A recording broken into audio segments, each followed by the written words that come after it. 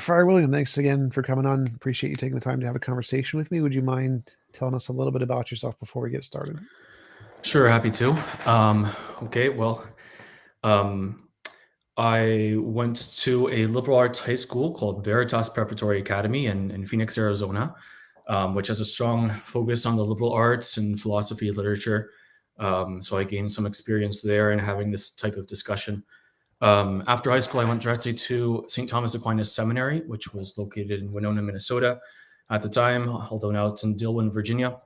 I completed a curriculum of 7 years of priestly training.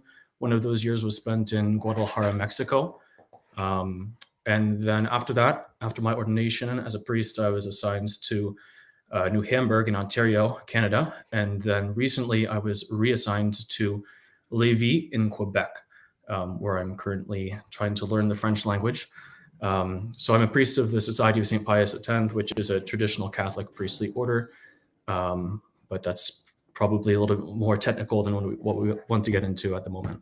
So, cool. I'm an atheist, by which I mean I believe that naturalism best explains everything. All the arguments and evidence are best explained by naturalism. Could you tell me some of the reasons and evidence you believe there are for belief in a God? Sure. Well, maybe I should clarify first, in response to your position, that I think that natural causes are capable of explaining some aspects of the observable world, but not all. And then secondly, that even those which can be explained in some way by natural causes still do not receive their full or complete explanation from those causes, because natural causes only are able to act, to operate as secondary causes independent on a first cause. So there's kind of a distinction in my thesis, and so in providing evidence for the existence of a God, there are some effects in the observable world that I would say can only be caused directly by a divine being with intelligence, and those things would include what we call miracles in theology, as well as let's say the initial production of things into existence out of nothing, the initial conditions of the universe with certain aspects of design that's commonly referred to as fine-tuning, and then also the production of certain beings of a higher order, living creatures, creatures with the power of sensation, the power of intelligence.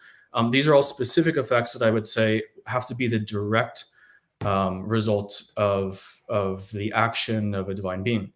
There are lots of others. In fact, I'd say everything else can be explained through natural causes, but those causes don't operate purely by their own power, but rather they operate instrumentally as secondary causes independent on a first cause. Why do you think that there would need to be anything beyond natural causes to explain all these things? For example, you could say that these could be caused by unknown natural causes that we just haven't discovered yet. And that seems like it would have equally as much support, or probably better support, than any extra ontologies that we don't have evidence for. Yeah, that's a good question. So obviously, when we make arguments for the existence of God, God is a commonly accepted name that we use to refer to a certain being which has explanatory power, let's say, which is able to provide a causal explanation for why things exist. But what sort of being is it that would have to do that kind of thing? That's why you have different proofs for the existence of God, which look at different angles and say, well, the kind of being that would account for the universe as we see it has to have these specific qualities. And if it lacks these qualities, then it wouldn't be able to provide an adequate causal explanation. And ultimately, the most profound of these qualities, which is required in a kind of ultimate explanatory cause, is simplicity. Because basically, I mean, you're probably familiar with the arguments for God's existence from the aspect of efficient causality. And we say, for example, every being which is contingent, which is not a necessary being, requires something outside of itself, which is its cause. But how do you identify a being as contingent? There's a lot of different ways. For example, if something is in motion, we see contingency where there's movement. Movement always requires some cause which produces the movement. But if you want to go ahead. That one I would object to. Like in physics, Sure. that's false. In physics, Well, there's causeless motion all the time. Okay. I think maybe it helps, first of all, to make a distinction between inertial motion, which is a little bit trickier to deal with on the metaphysical level, and then other kinds of motion which involve acceleration. I think it's probably fair enough to say that when a body, let's say, changes its state of motion or of rest, when there's some change, then that change requires a cause. I would be surprised to learn if there are changes. In physics, that's false. In physics, there is true randomness, causeless motion all the time, in every variety: inertial motion, momentum, spin, charge, all of it. Yeah, well, okay. I'll be frank with you. I'm not a physicist, so I can't directly refute that claim on the level of physics. I don't have the tools. Well, just to clarify, it's literally the consensus of everybody in the field. There's a poll called "A Snapshot of the Fundamental Attitudes of Quantum Mechanics," something along those lines, by Schlosselhauser. I don't know how to spell that. And the first question is on randomness. Is randomness a fundamental force in physics? And it's like, I think single digits said no. So it's not really something that it can't be refuted. It is the only supported position in physics. Well, okay, there's a lot of, I think physics needs a lot of house cleaning because there's a lot of concepts in physics which aren't properly defined. That's, I think, one of the major problems is physicists throw around a lot of terms without having defined them. And if you take the traditional definition of the term, what they assert about it is an absurdity or a contradiction. I mean, if you just take the idea of, let's say, space expanding and space, being warped or turned. I mean, traditionally, space is understood as a frame of reference. They occupy space, which is a way of measuring their extension in relation to one another, and so on. Space is essentially a measure of quantity, of size, etc. When you say, I agree with half of what you said there, but half I disagree with. So space is extremely well defined. Space is an actual physical thing. It's not a frame of reference. It's a literal physical thing in physics, and it's represented by the lambda symbol. And it can be measured, and it can be bent, and it can be shaped, and it's not even the most fundamental thing. It's an emergent from quantum fields, and so it's very well defined what space is in physics. And it's been, but I don't think that the first part I agree with what you said. So where you said that there are many not well defined terms, and I agree with that. But I would say that all of the terms in physics are better defined than the terms that you have been using: necessary, contingent, simplicity. Simplicity, especially, I think, is a completely arbitrary term that can be applied to any number of different properties. I mean, I think I can produce clear definitions for at least most of the terms that I'll be using. And I would say that simplicity is a term that we have to define negatively. It means the absence of a composition or a multiplicity of parts. I think that's a clear definition. I would say that a lot of things, even, space as you just defined it, I don't think that there was really a definition there.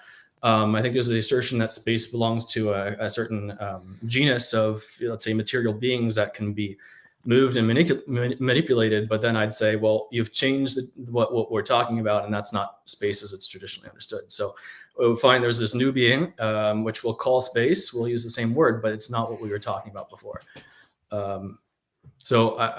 Anyways, but I know that that's getting perhaps sidetracked on an issue which is not of central importance. Well, I think there is an important issue there, which is how we define things. Like in physics, we define things based off of what can be demonstrated to be real, not just arbitrary things we make up in our head. Like we can make up any kind of definition we want. A triangle is a magical pink potato or something. But in physics, definitions are limited to that which can be demonstrated or discovered, not asserted, because there's a distinction between discovered properties and asserted properties. And so in physics, space is literally made of nothing but mathematics that has been demonstrated. It's all of the math there has been demonstrated. But sorry, are you saying that space is made of mathematics? No, the math represents things, and then space is made of things, quantum fields specifically. Sure. Okay. I mean, there's always a regression here, because then that begs the question of what is a field? Is a field a thing, or is it just once again a kind Well, of I don't reference think that point or measure for matters. things? So, like, because Yeah. once we have the ability to Mhm. demonstrate something exists, whether or Mhm. not we know what that thing is made of just doesn't make a difference. Like, we know black holes exist. Do we know what they're made of? Nope. Mhm. No idea, but they exist. So it doesn't make a difference Sure. what they're made of, because when Mhm. asserting a black hole or asserting the properties of a black hole, they can be shown to not be a figment of our imagination. Even if I give a Mm. perfect definition of a leprechaun or something, Yeah. since it hasn't been demonstrated to Yeah. exist, my ability to give a definition is just irrelevant. Yeah. So I mean, I do agree that there's to assert that something exists, you need more than just a clear definition of it, for sure. And I'm not taking, let's say, for the existence of God, I'm not going to rely upon a kind of ontological argument. From I'm not going to try and take an idea of God and say, as some thinkers did, God's the greatest being that one can imagine, but it's greater to exist than not to exist. Therefore, God exists. That I agree that violates the rules of logic, and that's not my approach. I did want to add Um, one more thing too. mm, I agree that you need more than a definition, but also it's the yeah, case that even if you don't have a definition of mm, like black holes or whatever, the fact that it can be demonstrated to exist is sufficient. And so it isn't whether or not you have a complete definition is well, just irrelevant to the existence of a thing. so okay, if you can demonstrate that a certain thing exists, that's well and good. But in order to start arguing from that to other things, you need to have a working definition of the thing, which is clear and doesn't involve any internal contradictions. Because every time that you take something and try to argue for something else from it, there is implied a certain notion, a concept of the thing, which needs to be expressed by a definition. I'm not So sure I would agree with that because again, yeah, yeah, black holes are defined by the effects we see. Do we know what they're made of? sure, Nope. But we don't need to know yeah. what they're made of. So all we need to Mm-mm. do is say that Yeah, here are the effects we can see, and from these effects we sure, can infer other things, even if we don't have a complete definition. So we sure. don't need a definition as long as we have a way to show that the thing is real and has real effects in the world, and then we can infer things about the effects. Well, those Mm. effects are similar to these other effects we see Yeah, over yeah, here, so maybe they're causing that thing. yeah, yeah. Yeah, I would not argue that we need let's say, a complete or exhaustive definition that reveals the intrinsic nature of the thing. So I am in agreement there. Yeah, Okay. yeah, yeah. So what So about doing, because you were mentioning that we yes, need a so being of some kind. yeah. Well, it was going back to how do we identify something as contingent? Um, and I was okay. I was giving the example of movement. That movement is always a sign of contingency, and you were saying, well, no, things just move randomly, which I do not agree with. But perhaps it's for the sake of the conversation, we can leave that aside for now if you want. Because I was going to advance. It was just an example. I was going to advance and say that probably the most fundamental thing that we can use to identify a thing as contingent is if it has some kind of composition of diverse elements, Well, because the, there's the always reason I the yep. the reason I Mhm. objected to the motion thing is Sure. because it seems like what you're defining as contingent seems arbitrary. Essentially, just Mm. picking things you don't like or something, things that don't correspond to your I have no preferred problem idea. with Well, movement. no, no, I'm very that's not. glad to live and move myself, but go on.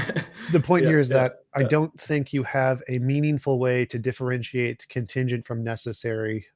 It seems like you're Yeah. arbitrarily picking properties that may, in fact, be necessary properties and may not be a Mm-mm. contingent, and you're just calling them Yeah. contingent.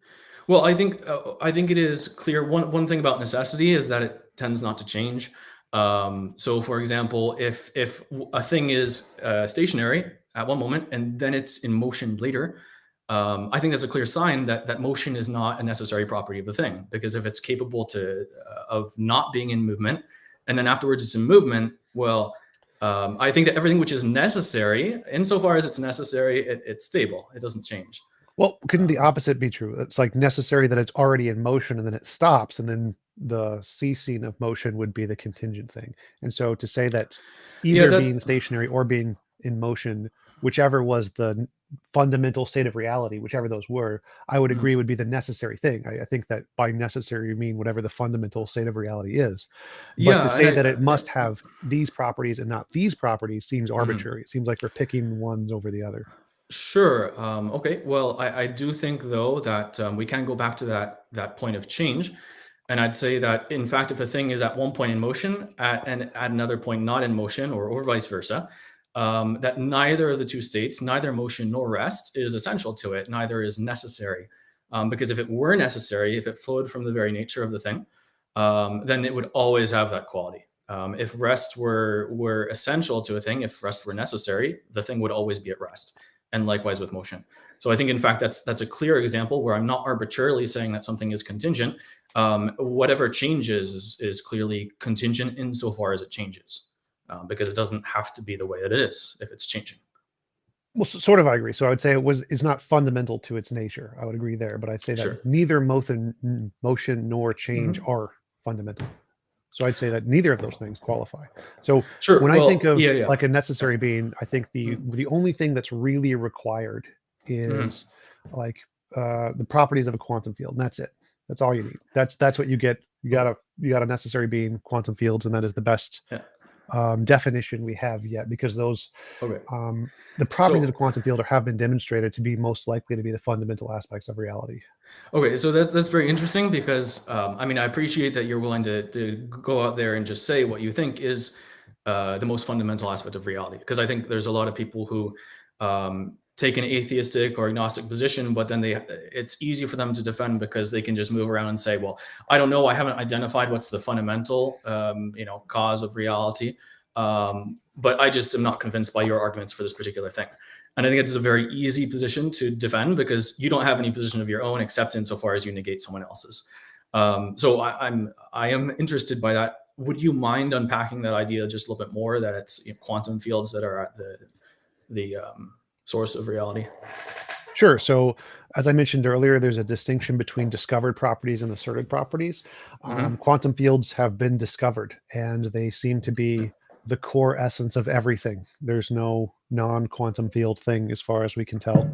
Okay. And they seem to be unchanging outside of space and time, eternal, or not necessarily unchanging. They can change, and that's fine. But whatever the fundamental essence of what makes a quantum field is unchanging. But they can fluctuate. There's quantum fluctuations all the time. Yeah. So go ahead. So this, I want to jump back on the notion of change, though, because if you identify within a quantum field an element which is unchanging, and you say, well, that's fundamental, that's necessary, and then there's also something else which does change, there are fluctuations in the field, how do you explain the fluctuations?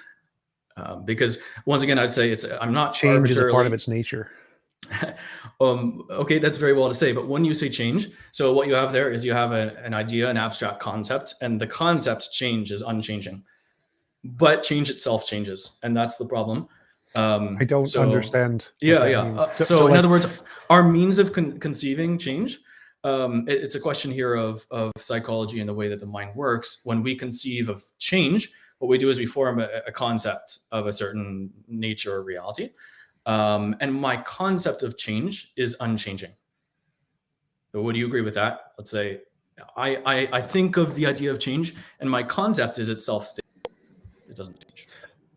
I don't think so. Like, my concept of change has changed a lot of what it means for things to change as we understand. So, yes, but like when I'm talking about change, I'm thinking there's a fundamental property of quantum fields, which is their existence, and then they have a contingent property, if you want to call it, of fluctuations, and those are both a part of what quantum fields are. They entail both of those things. Yeah, but so I think it's, however, I think it is contradictory. There's a self-contradiction in asserting that, let's say, it is a property of a thing to change without any outside cause of that change. I think there is a contradiction there, because I think that every change in a thing is a note, an infallible sign of contingency, which is to say that the thing is not its own explanation. I don't see the contradiction there. So there's like a contradiction is like P and not P, essentially. Yes. Contradiction. But to say something changes randomly, that's not a contradiction. There's no P and not P there.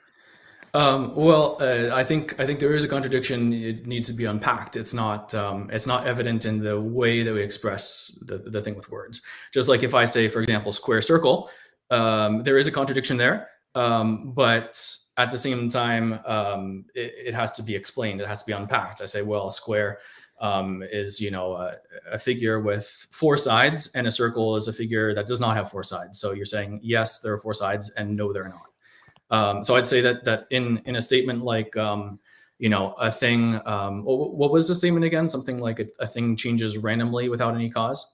Yeah, changes happen. Yeah, random change. I do think that the idea of random is in fact a contradictory notion, like square circle, because essentially what you're saying is that the thing changes, and there is no reason for it changing. Yes. And that is the reason why it changes, because there is no reason. No. Because like a reason is like a determining factor in what causes it to change. Right. And Having you'd none say- of those things yeah. would not be itself a reason. So like if I say, So if I have a reason to do X, Yeah. And then if I contrast that to having no reason to do X, having no reason to do X is not itself a reason. That wouldn't. It's not. So I agree, but then I think that if there's no reason, then X doesn't happen. And I think that when you say a thing changes randomly, what you are saying, grammatically and logically, is that a thing changes by virtue of randomness. It's thanks to randomness that the thing changes, and that's where I think there is an internal contradiction. Is you're saying the thing changes without a cause, but the cause is randomness. It changes thanks to randomness. Well, no, because in this context, randomness is there is no reason. There is nothing causing the change. Yeah. So, right, but I think at the very least we have to be careful with our way of formulating the assertion, because if I say a thing changes randomly, at face value, randomly would seem to be a kind of explanation for why the thing changes. But in fact, what you're saying is the thing changes and there is no explanation. Right. There's a causeless change. Yeah. So, well, the question is where is the logical contradiction in that? Because there doesn't seem to be a logical contradiction there. Yeah. Well, it's difficult to. Let's say there clearly is a logical contradiction if you're asserting that randomness is the cause of the change. Right. I think that to say that. Yep. So I think that it is rather the denial of a self-evident truth to say that a thing changes with no cause. Well, that's not a contradiction. So denying a self-evident truth, which I don't think matters, but that isn't a contradiction. Sure. So I think it's a contradiction insofar as if it's a self-evident truth, you see the evidence, and yet at the same time you say that you don't see it. But I can't go into your brain and prove to you that you see that if a thing changes, it needs a cause. Well, that's not a self-contradiction, because self-contradiction is a logical statement, P and not P. Sure. Denying self-evident truths is actually pretty low on the scale. You can do that all the time. We literally do it for science. Because science proves self-evident truths to be wrong every day. But that's I'd say that's another contradiction, although it's not easy to parse that grammatically. But if you say that science proves self-evident truths to be not true, are they self-evident or not? Well, self-evident just means it appears true to you. That's all it means. It doesn't mean it is true. So like one of the things was that solid objects can't pass through other solid objects. That's something that's self-evident to people. But through quantum mechanics and quantum tunneling, discovered, they do. They literally do. Well, no, that's why. See, I think that a lot of this stuff, obviously, there is an element of truth in these scientific proclamations, but I think that the way in which the truth is expressed is problematic. It involves internal contradictions, and there, for example, I'd make a distinction. Well. Insofar as a body is solid, it can't pass through another body insofar as that other body is solid. But we can say that a certain body is solid in some respect, but not solid in another. On the macroscopic scale, it would appear to be solid, but it's actually made up of a bunch of atoms which are far removed from each other in space. So it's solid in one respect, but not in another. But I mean, I don't think that we can accept statements which are which are internally contradictory. Well, none of It's my an, it's statements an, were internally contradictory. Like, they're literally a solid object can pass through another solid object, and I don't just mean like the electrons miss, like yeah, slightly, yeah, they just wiggle through. I yeah, mean, literally, they just mm, go to the other side because of yeah, how wave function collapse works. yeah. But then I ask you, what do you mean by solid? At the end of the day, if it seems to be evident that in the nature of solidity, um, the thing occupies a certain place to the exclusion of any other. Um, I don't know what you mean by solid anymore. Once you say that another thing can pass through it. Well, by solid here, they just mean a bond through a force, usually the strong force between Mhm. the particles, Yeah, the protons and neutrons of some kind, and that sure. bond has not dissipated or Okay. been separated by anything. Yeah, yeah. Well, then I think that's a different idea of solid from what is normally attached to the term. A bond is, as it seems to be understood in physics, is not a thing which fills up space and is impenetrable. A bond is a certain relationship between two things. Well, bond is actually a thing. Like, a bond is literally particles being connected through a force. Right, but And if is a it's force a separated, thing? then forces are things. So, well, when I say thing, I mean substance, something that exists in itself. Does a force exist in itself, or is it rather a Maybe. property or an activity or something else? Well, I Um, think that material physical stuff is a substance in the way that you used it. I don't know if forces are the fundamental substance or if they're composed of some other thing, but they yeah, could be, and that'd be fine. yeah. I mean, so I have I have a problem with saying that that force is a substance. I have a problem with saying that energy is a substance, Why? but because um, the traditionally energy would be defined as the movement of a thing or the thing's ability to move, but it's always in function of a thing's activity. I don't see how an activity can be a substance or the power to act.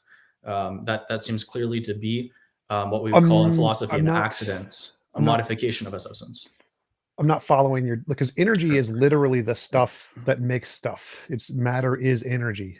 So I Mm. don't understand your usage Well, of energy there. Because yeah. I think you're So conflating a lot of colloquial terminology from actually science yeah. terminology. Because science is the stuff that we know exists. The colloquial stuff is just our made up definitions. Well, so I think, in fact, so there's a more fundamental problem here, which is that I think that common sense and what you call colloquial terms, that's actually fundamentally trustworthy, and that science may refine the concepts that we have, which belong to common sense, but I don't think that you have common sense on the one hand, which is our natural intuitive grasp of reality, and then science, and I don't see how those things can be fundamentally opposed to each other. I think that science, its role is to, let's say, it reflects upon things that we know in a vague and confused way by common sense, and clarifies and proves, and then extends our field of knowledge. But I think that there is a fundamental problem with science when it constantly generates propositions and notions which are opposed to common sense. I see it differently. I see common sense as like our first Mm, intuitive understanding of reality. yeah. And then we need some better method to Mm, differentiate of these yeah. things, which ones are the Yeah. true ones and which ones are the false ones. And so for Mm, me, science is the way that we filter out all of the bad intuitions, all the bad common sense things that are just wrong. And we need yeah. some way to do that because most of them are. Yeah, well, I would challenge that most of our common sense intuitions are wrong.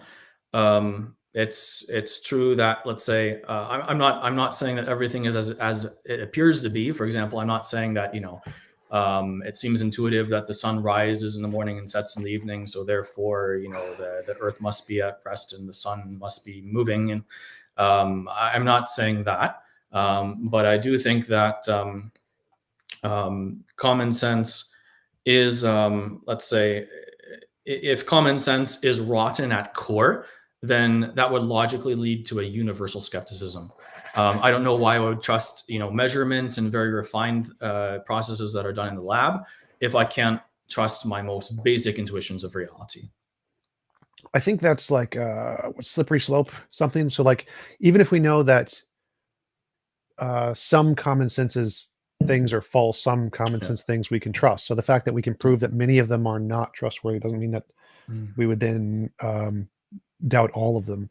So I think that science as a method, because we know of tens of thousands of fallacies, biases, illusions, delusions, misconceptions, problems with the brain. We know that our faculties are not inherently trustworthy. The ones that are trustworthy are the ones that we can use to infer things about the future, whichever ones those are. Okay. And so, go ahead.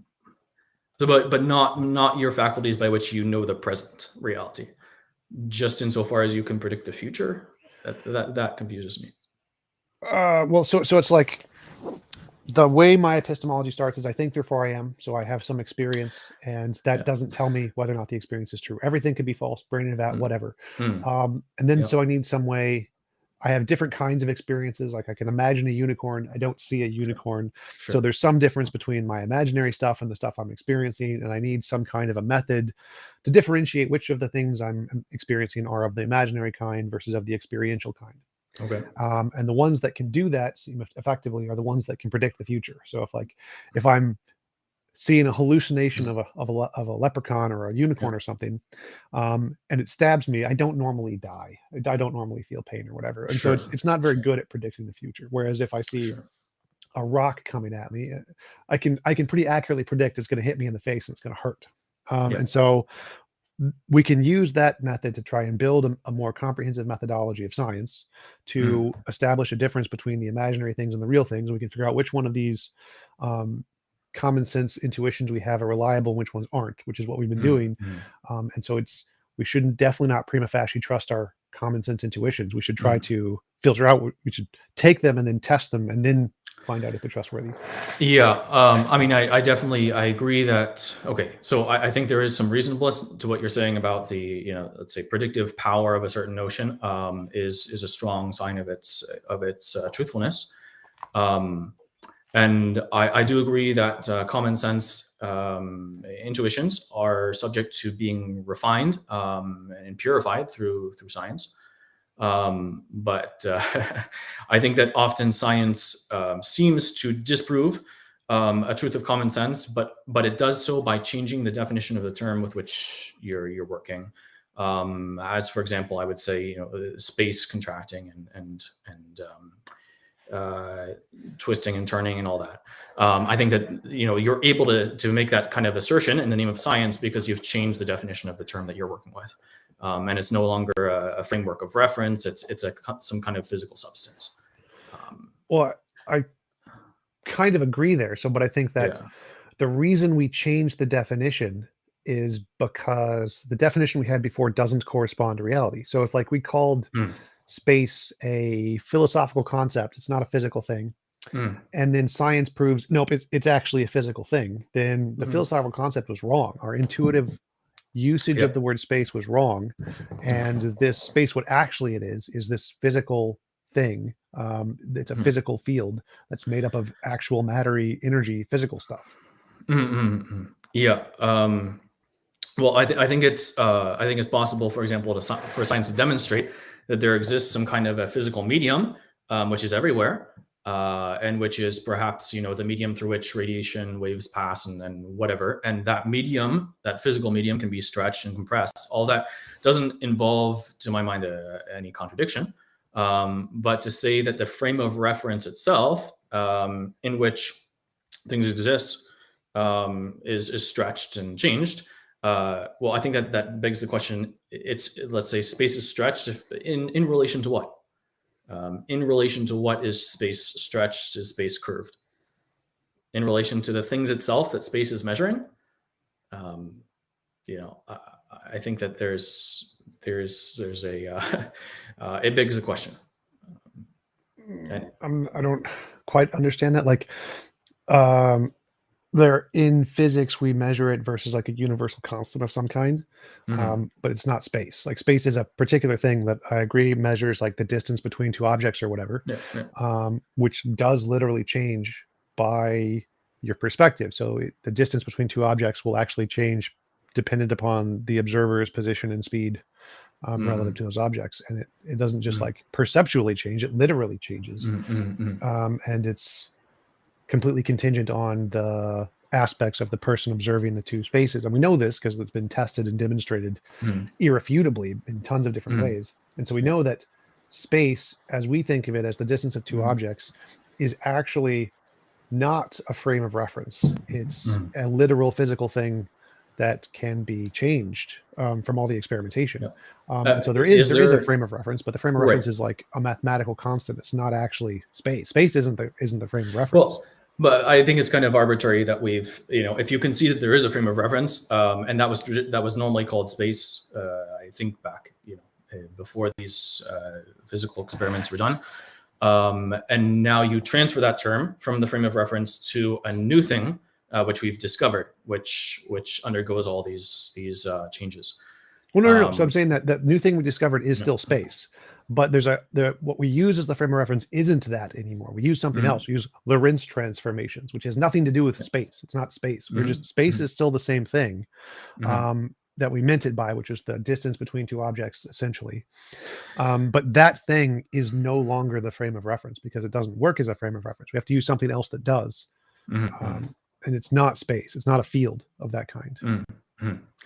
Yeah, well, I think, okay, there's, I think to really fruitfully have this discussion, it would require, it's more than we can do now, because, every key word, every key term should be defined, and, what is a field and so on. And you certainly, I'll certainly acknowledge that you know more about contemporary physics than I do. So it's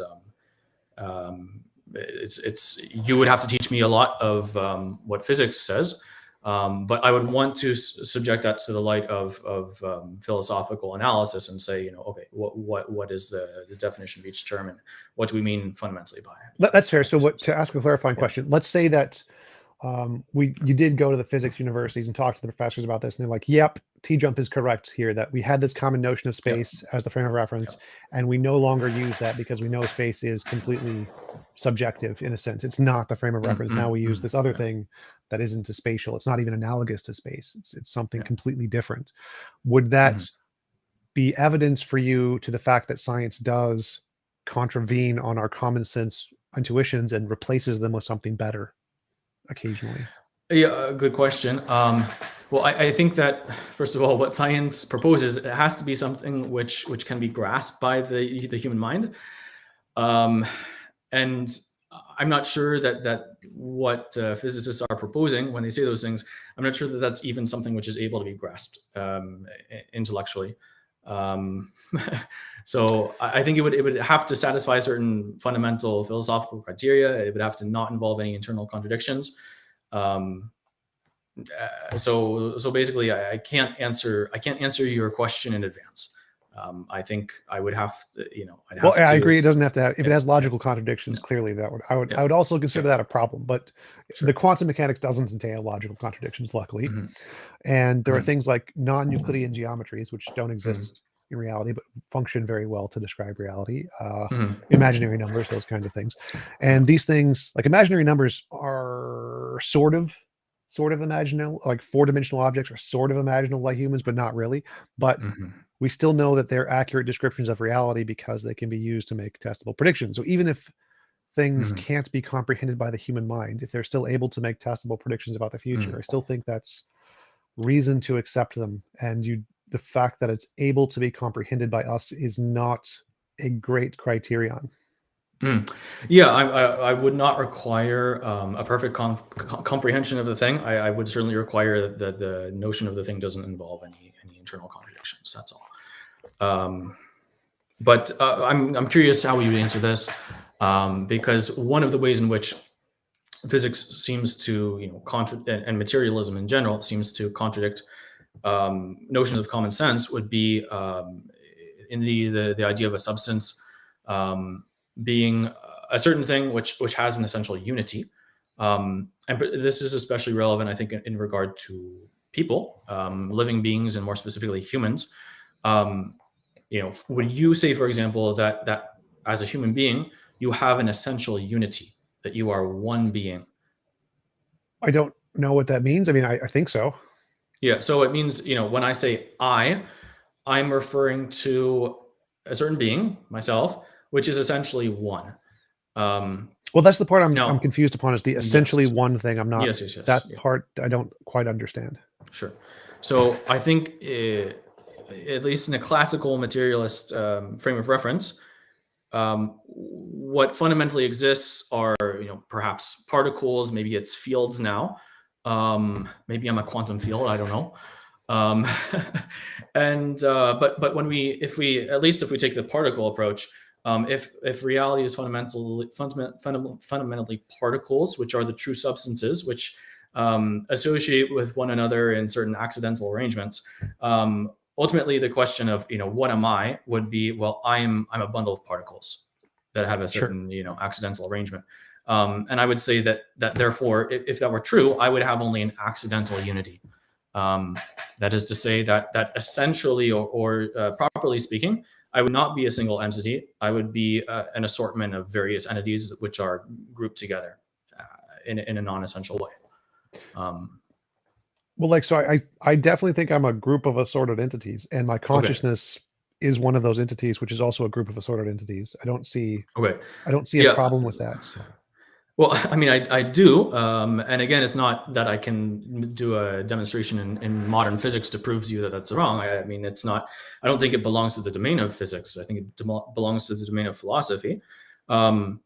Because I think it's an absurd idea to say that I am essentially an aggregate of things. I am consciousness, whatever that is, plus I don't know, a skeletal framework, and muscles, and arteries and neurons, and that I'm just all of that stuff packaged together. I mean, is that, would saying that I'm a bunch of smaller things packaged together as opposed to one big thing, why would that be a difference? What's the difference? Well, because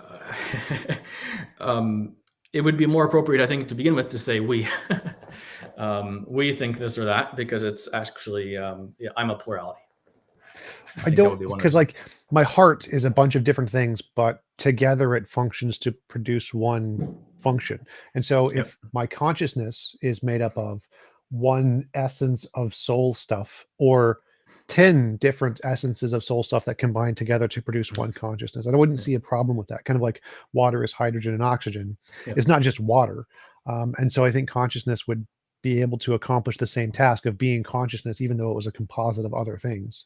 Well, I mean, I do agree that things which have only an accidental or non-essential unity can have a unified function, like a computer. I would agree that a computer is an aggregate of parts which a computer doesn't have an essential unity. It has maybe a functional unity, and it has one output, thanks to the way in which the parts are organized. But I think that when a person asserts, I think, I want, I believe, I love, I hate, that there is, I think that there is implicit in that statement the assertion that I am one thing. I am one being. How is that different from saying my heart pumps blood? So that's like saying my heart is one thing, but it's a composite. Even though the composite creates a function, it can still be a single thing. And so I think consciousness would be the same, in that regardless of whether or not, I think my consciousness is one thing, but wouldn't make a difference whether it was an individual soul entity, or whether it was multiple parts that came together to make a soul entity. I don't see why it would make a difference one way or the other. Well, so I think it maybe would beg the question: what is the principle of unity in you? So, and I'm in agreement that obviously, for example, I would consider all the parts of my body to be a part of myself. My hand is a part of me. Oh, you just clarify. I'm just talking just about the consciousness. So we can suppose there is no physical body. Say we just are like a soul of some kind, and we're contrasting two different kinds of potential soul types. Type A is just a singular essence of soul thing, and type B is like a composite of soul stuff, and it's just comprises one conscious entity. And so to me, it wouldn't make a difference. I'd say both are logically possible. I wouldn't see a problem with either one, where there's some kind of different kinds of soul stuff, and when you combine that soul stuff in a certain way, it produces a conscious entity, or a single kind of soul thingy that's an individual into and of itself. Both of those seem perfectly fine to me. I wouldn't see a problem either way. Yeah, I mean, I think that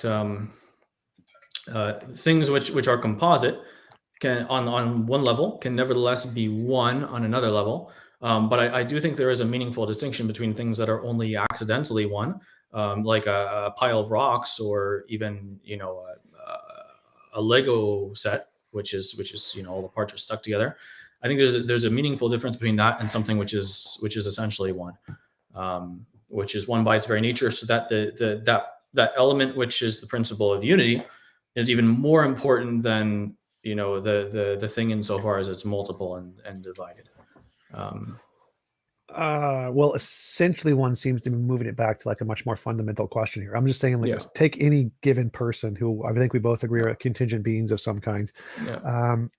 Would it make a difference if there was a contingent being who had a consciousness that was a product of a bunch of composite soul stuff versus one who was essence of soul stuff? I think that, so again, it's not going to be easy to demonstrate this. I think that the assertion of a consciousness, which is essentially a composite of things, is an internal contradiction, because I think that the notion of consciousness entails a unified and essentially unified being, which is conscious. To know is the operation of a being which is essentially one, not the operation of a composite, which is one reason I would say why, for example, a computer can never know something. A computer may be able to, receive an input and generate an output, which helps us to know things. But I think that one of the reasons why a computer can never know or never be conscious is because its unity is merely accidental. Well, I don't understand the argument there. So, like, I don't see a problem with thinking that consciousness can only come about when you combine green and red soul stuff. Yeah, green soul stuff will never be consciousness. Red soul stuff will never be consciousness. But if you combine green and red soul stuff, you get consciousness. I don't see a problem with something along those lines. Well, I think the problem would be a distinction would be have to be made between the way in which the things are combined, because I think that things can be combined into a whole, which is essentially one. Things can also be combined into a whole which is only accidentally one. And I think that for there to be consciousness, the whole needs to have an essential unity rather than accidental unity. I don't see the significance in the distinction between accidental and essential here. Like, Yeah.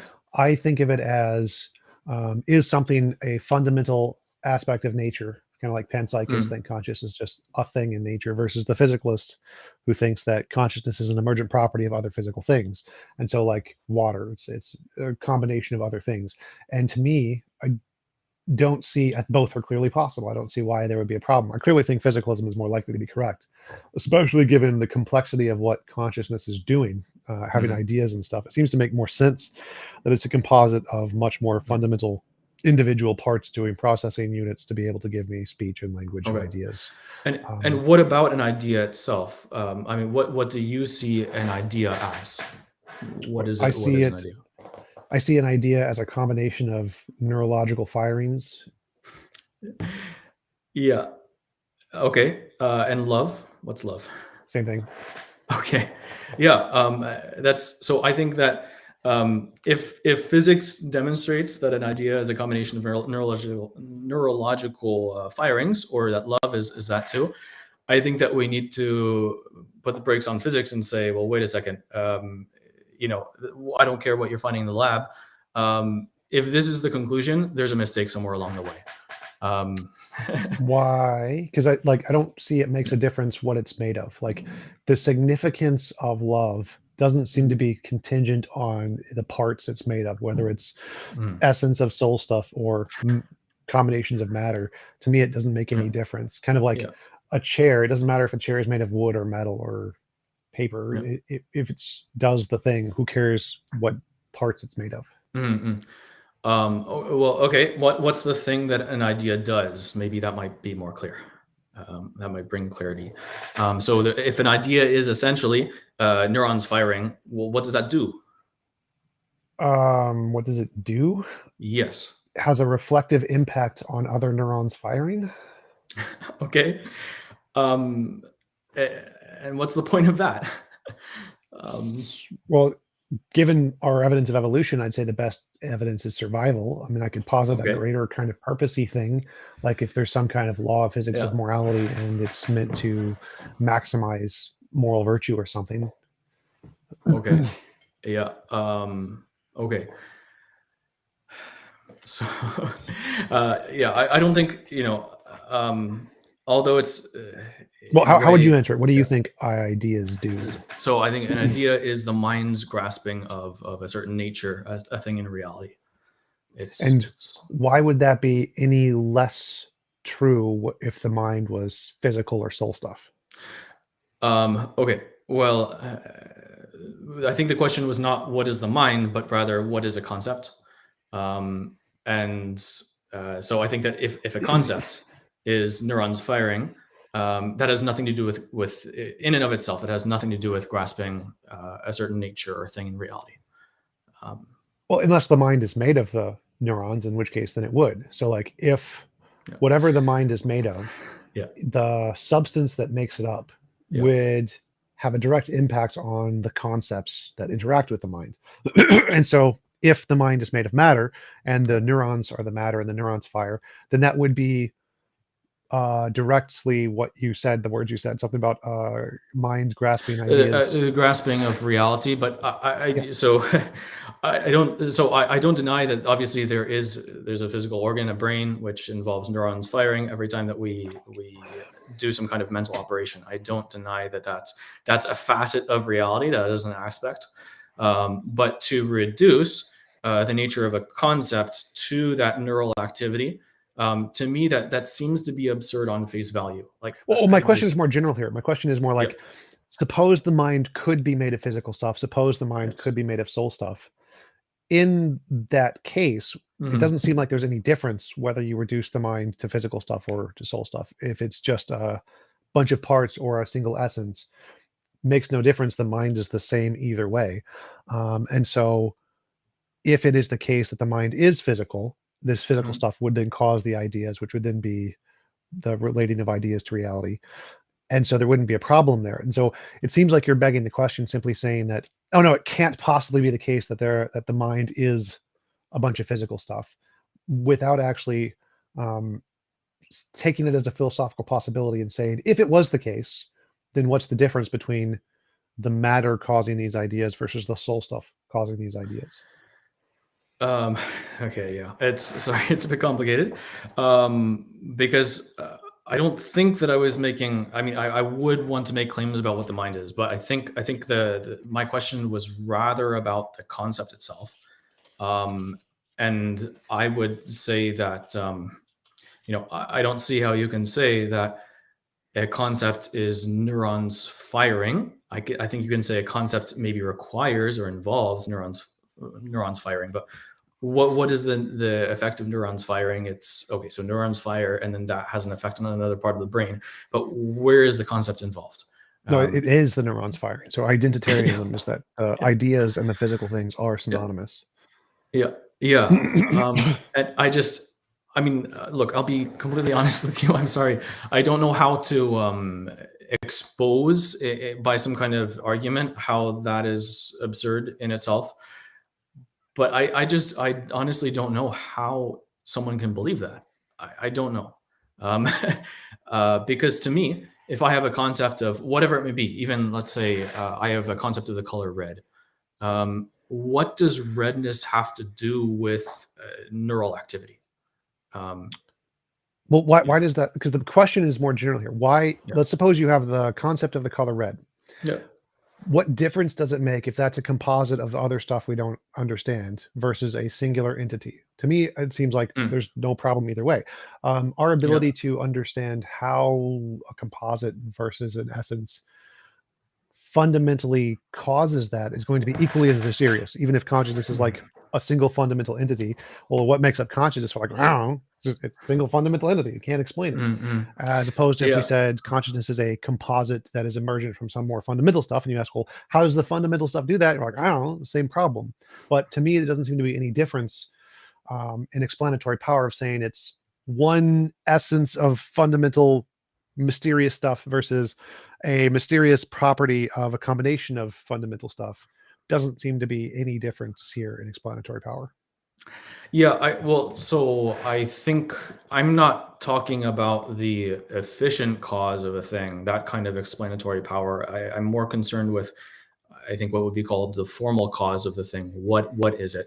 And I don't see how how a person can assert that a concept, whether it's of redness or of justice or of whatever. I don't see how one can assert that when I say concept, that the objective concept, the objective content of that is the same as the objective content of a neuron firing. It's like saying, I think that black is blue. Well, I wanted to get away show from me the the neurons. contradiction in that. Well, I wanted to get away from the neurons because that's not part of the argument here. The specific neurology is a separate, more technical debate, and the consensus of every brain-related field, cognitive science, philosophy of mind, neurology, it's all physical. Everybody in that field agrees it's physical. It's with a huge majority. But so that's a different topic. But my argument is more in general. What is your problem with thinking of conscious experience as a composite of non-conscious experience things? Doesn't matter if it's matter or not. Matter and neurons is a separate topic, as opposed to it being a singular entity, essence-y thing. Because to me, I don't see a problem that you've presented with saying consciousness could be a composite. And then we can say whatever, we can just make up a substance to be the composite. You can just grant that there is souls and it's a composite of different varieties of soul stuff. But there doesn't seem to be a problem you presented with consciousness being fundamentally a composite. Yeah, well, so maybe to be more precise, I don't think that consciousness is a substance or a thing that exists in itself. I think that consciousness is an activity of a substance. That is to say, there is something which is conscious or which knows things, which exercises an activity. So I don't think that consciousness belongs to the genus of substances, of things which exist in themselves. I think that the consciousness is the operation of a substance. I don't quite follow that. So which is why I say, if I say I think or I know or I am conscious of something, the substance is I, and thinking or consciousness is the operation, which belongs to me. It's the operation of a substance. It gets down to, I don't know if you're familiar with the categories of Aristotle. Aristotle looks at being and says, if I want to classify all the things that are out there in reality, how would I divide up reality into the most basic genres, the most basic genuses? And substance would be the first of them, substance being something that exists in itself, not in something else. And then the others are all accidents, meaning things that exist in something else. Unfortunately, everything that I'm going to say now is controversial or is apparently, contradicted by science. But I say that, for example, the redness in the red apple on the table, redness is not a substance. It doesn't exist in itself. It's an accident. It's a thing, a substance which is red. That's or size, quantity. How big is a thing? Well, size doesn't exist in itself. Size is a modification. It's a certain attribute or property of a thing. So I don't know if we are in agreement upon the basic division of being into substance and accidents. Does size exist? Yes, but not in itself. Size exists in a thing. I want to get off the Thomistic language as much as possible. Size is a thing that exists, right? An object has size. No, I mean, size exists, but I don't think it's a thing. So I think that a thing, in the proper sense, a thing is a substance. A thing is something which exists in itself. Is a rock a thing? Yes. Is a potato a thing? Yes. But the size of the potato is not a thing. It's a modification of a thing. It is so like determination of a quality. Tallness in and of itself isn't an existing property. Tallness is something we use to describe an existing thing. Well, so when you say existing property, I agree, because now when you say property, we're in the domain of accidents. Tallness is not a thing. Tallness is a description of a thing, right? I would not say it's a description of a thing either, because a description is an act of a person, giving information about something. So I think the first thing that we have to look at, I mean, I'm sure you know this, but when we define something, every definition involves a genus and a specific difference. The general question here is consciousness Yeah. more like a rock, where it's an existing thing, whereas consciousness No. more like tallness, where it's like a description of a thing? More like tallness. Yeah. I'd say it's more like tallness. That doesn't make sense to me, because Yeah. my conscious experience seems to exist in the same way a rock exists. It is a thing that is in reality in and of itself. And it's not like I'm applying some arbitrary criteria to just describe it. It's like an actually existing thing. So I don't understand why you would see consciousness as not an actually existing thing. Well, so I see it as okay. Pardon the Aristotelianism, but I think it's Aristotle who says that the existence of an accident consists in existing in something else.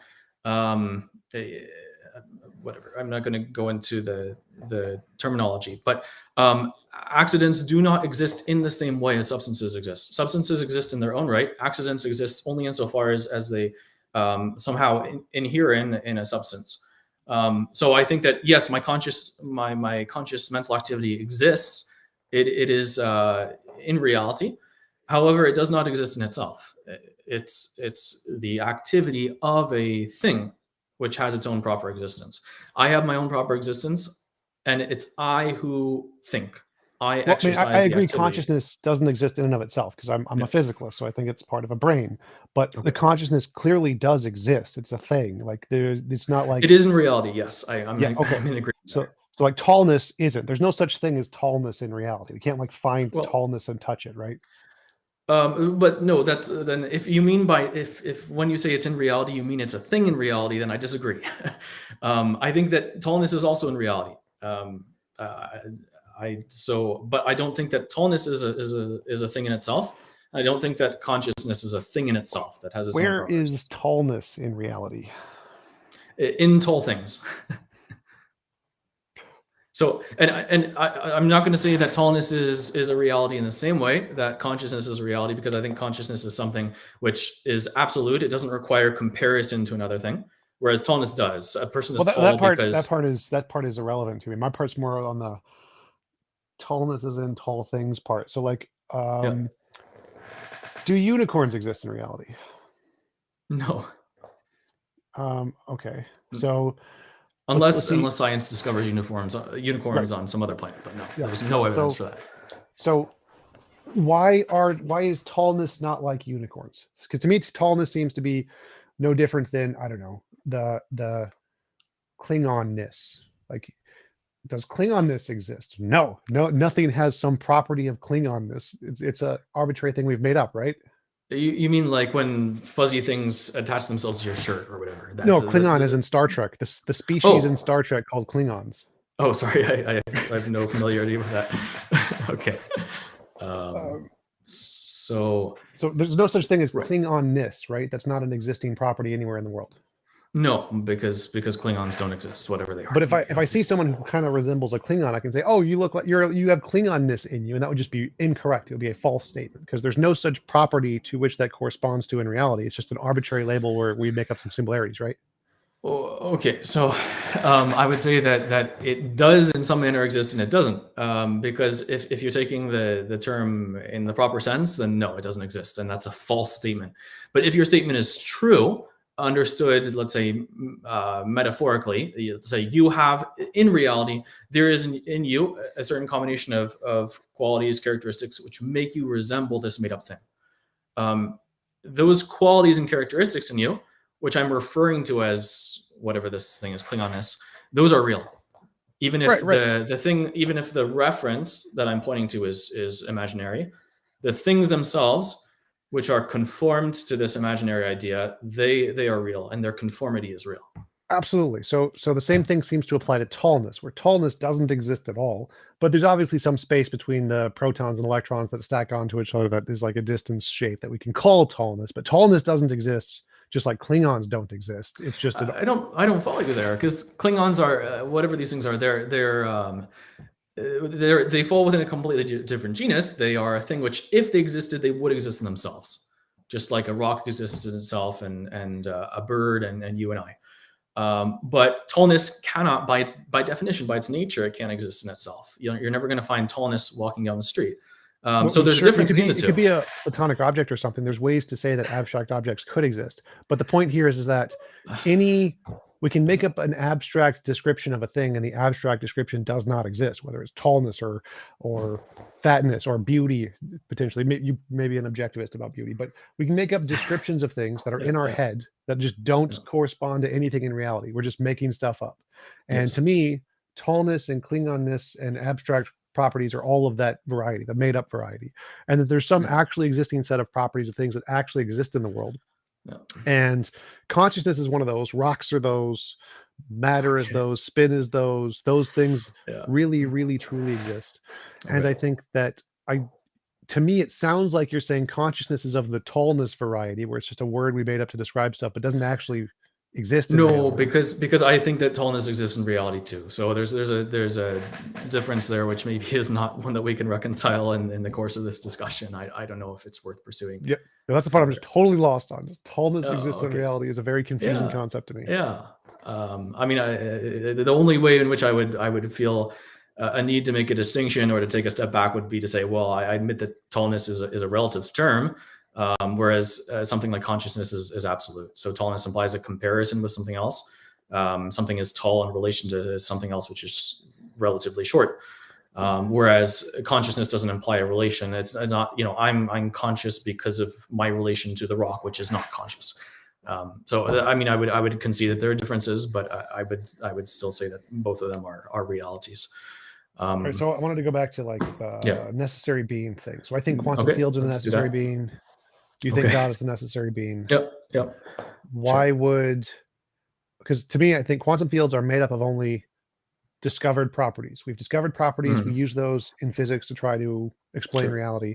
We're not allowed to use asserted properties, things that haven't been discovered. Like we can't use leprechauns, magic, miracles, God, omnipotence, pure aseity. None of those properties, because they haven't been discovered or demonstrated, are allowed in physics. The only ones that are allowed are things that have been demonstrated to exist independent of our imagination. So that methodology to me seems like something that's more reasonable to believe in than the God is the necessary being. So maybe, there's a number of things I could say. What I will say right now is, so I do not see causal explanatory power in a quantum field for producing a kind of being which is essentially of a higher order, which has more perfection.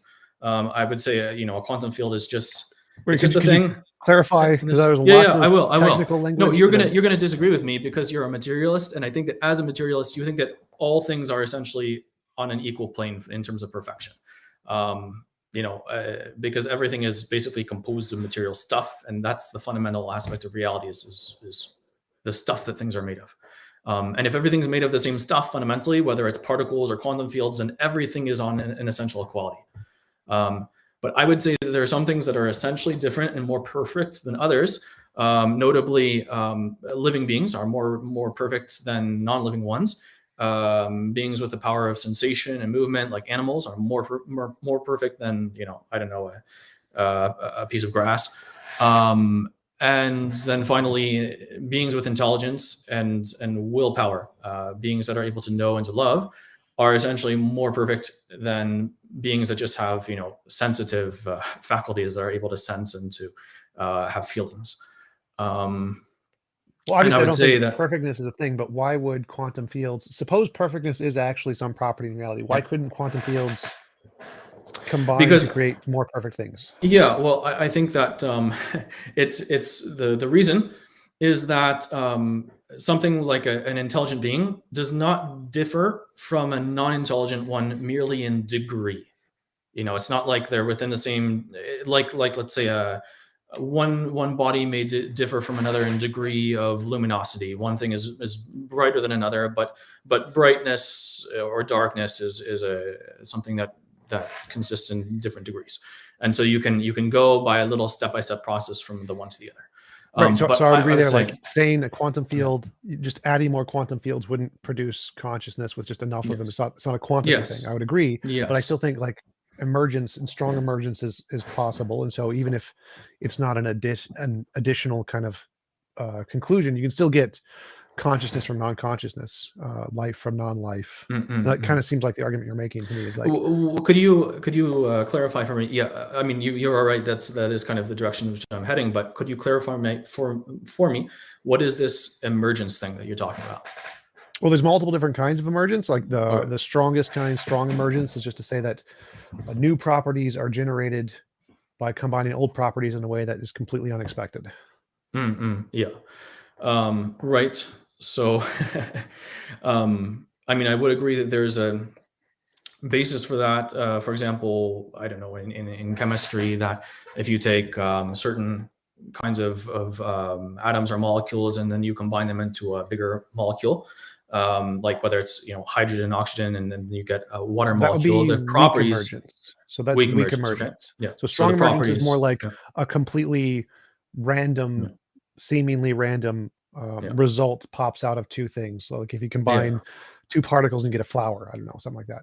It's Yeah. some not a composite flower, like literally they like just a new thing Yeah. pops into existence that we totally didn't expect, kind of a thing. Yeah. So strong emergence is when if you combine two fields, you get a third field that does something completely different. Like we had no idea. Yeah. It does not Yeah. in any way. You couldn't just predict this from combining the property of the two fields. Like we did not in any way expect that. Yeah. Sure. So, I mean, I'd say that even if we find such things in physics through experimentation, I think what would be reasonable to conclude from that is that there's more to the picture of reality than what we're able to see and sense so far with our instruments. Because I think that there is an absurdity in the idea of, let's say, a completely new and complete and essentially more perfect being resulting randomly from the association of two imperfect beings. So I have two imperfect beings, which are, and then I put them together, and whoa, there's emergent property, which is far surpassing anything which the elements that are put together have in themselves. I think there's a jump there from a lower level of perfection to a higher, and it begs the question: what is? I think that every jump from a lower level of perfection to a higher requires an explanatory cause. And to say that it's randomness, to me, that just doesn't work. Randomness is not a cause. Well, sure. So the randomness part isn't relevant here. So we can say that there's some kind of perfection field or something, and when two, like the strong force and the weak force, combine together, it activates the perfection field and creates something that has more perfection or something. So I don't see a problem with saying that there are two forces, neither of which has any kind of consciousness. They combine in such a way that produces things that have consciousness. And even if perfection was a real thing and there's some kind of level of perfection, that the interactions of these two fields could aggregate perfection in some way to build a more perfect thingy. Yeah. Well, I'd say we should, with relation to that kind of thing, if we observe something like that, where it seems that two very imperfect things are combining, and all of a sudden there's this very perfect thing that emerges unexpectedly, I would say that's kind of like, I don't know, if let's say I knew nothing about electricity and I observed though someone walking in the room and flicking a switch and the lights turn on, it would be reasonable to think there's probably more going on behind there in terms of causal explanation than just the I'm movement agreeing with you. I'm getting rid of randomness entirely from it. I'm saying everything is causal. So in this analogy, we're granting that perfection is a real thing.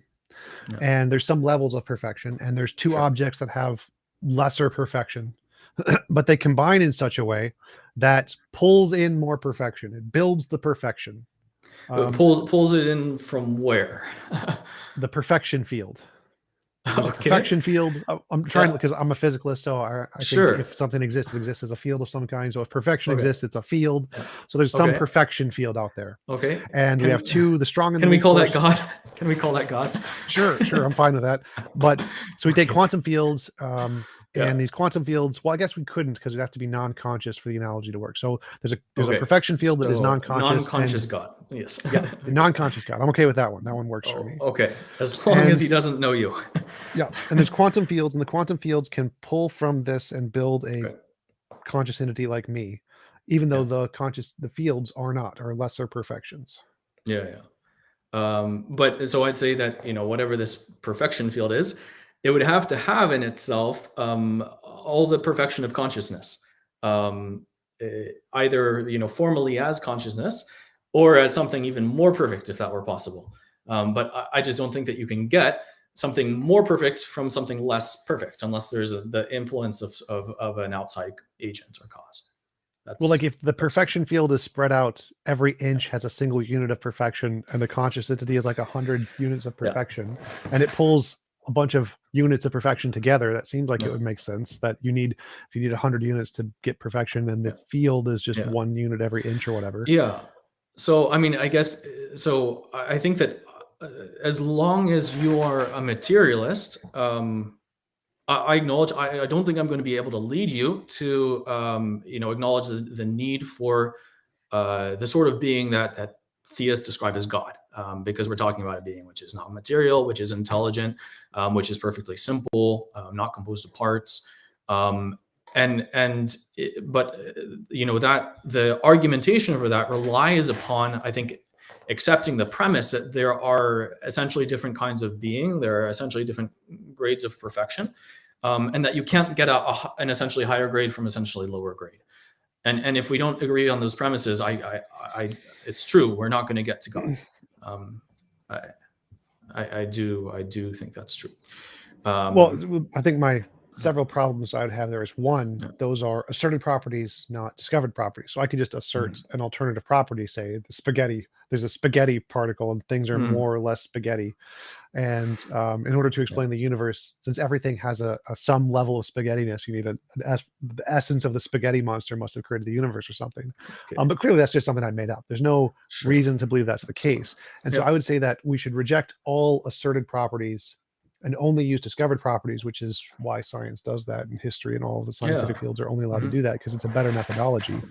And I think that even if I granted a lot of your premises, I could still show that the universe as we see it today is explainable with either different variations of your asserted properties, like the one I stated where there's like the perfection thingy exists as not conscious, but it's just separated. And if you can pull it together, you can build conscious beings from a lesser perfection because it's additive in that case. The perfection would be additive.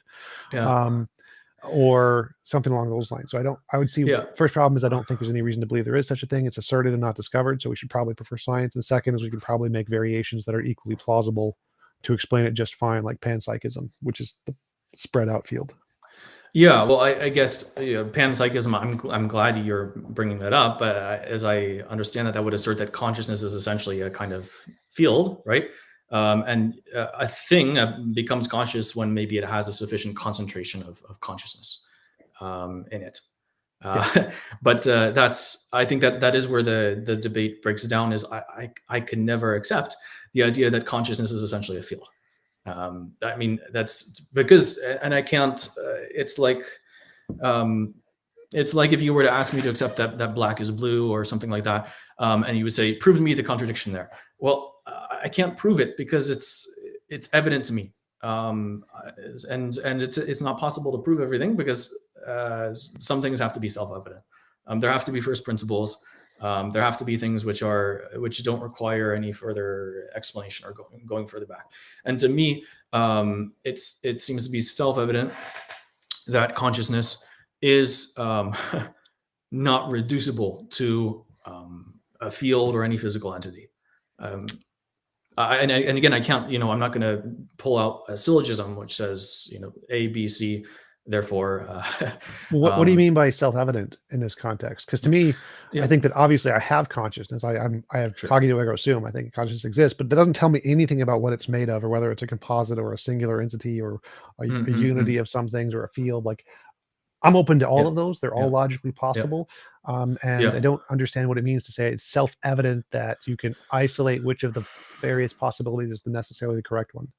Yeah. Okay. Well, there's a few things there. The whole Cogito ergo sum. So that's interesting to take that as the basis of epistemology. Would you assert, if I can ask a question in response, would you assert that there's a real distinction between the Cogito and the sum? That is to say, no, they're synonyms. They're synonyms. Okay. So in fact, So like the I and the thinking are the same Yeah. thing. So it's not an Right. argument. It's a description of an experience. So I'm Okay. not, so like if it was Right. presented as an argument and you're supposed to accept it because of the conclusion, then it would be circular, Yeah. but it's not. It's simply a sentence describing that you have experience and the experience exists. Mm-mm. Yeah, I think it is. It is self-evident that we have experience. I I agree would there, accept that as a 100%. self. Yeah, good, good.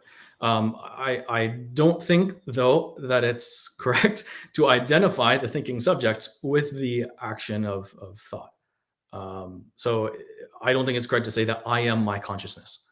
I think that's Um, the minimum criterion. So for example, yeah. if all that existed was just the consciousness and it was producing the thinking, then you would be your consciousness. Now, obviously, I think I'm a physicalist, so I think consciousness is a product of physical brains, and so the physical brain exists. But for the purpose of an epistemic starting point, the only Mhm. thing you can say is that you are your thinking, whatever that happens to be. Well, I think you can assert there is thinking. This activity happens. I think Yeah. that is self-evident because we have the power to reflect on our own activity. So I see the red apple on the table, and then with my mind I reflect on the action of that perception or that thought. Right. And would you say But that the the thinking, the reflection, mm, is a thought, yes, yeah, for sure. and you, the term "you," refers to that thought. No, that's where I don't agree because I think that the term "you" or "I" it refers to a being which has thought, which exercises an activity. Kind of like when I run, for example. Let's take this as an example. I run, therefore I am. Okay, it's stupid. Maybe it's not self-evident that I run, but is running? Am I identified with my act of running? Is that me? Mm, no, but I don't think I agree. Running is like tallness; it's not a thing. But I think a thought is a literal thing.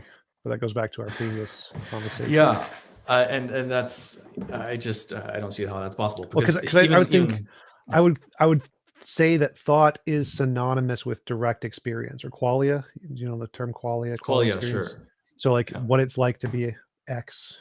Yeah. Yeah. So I would say my experience of the TV is a thought. My experience of the color Mm, red is a thought.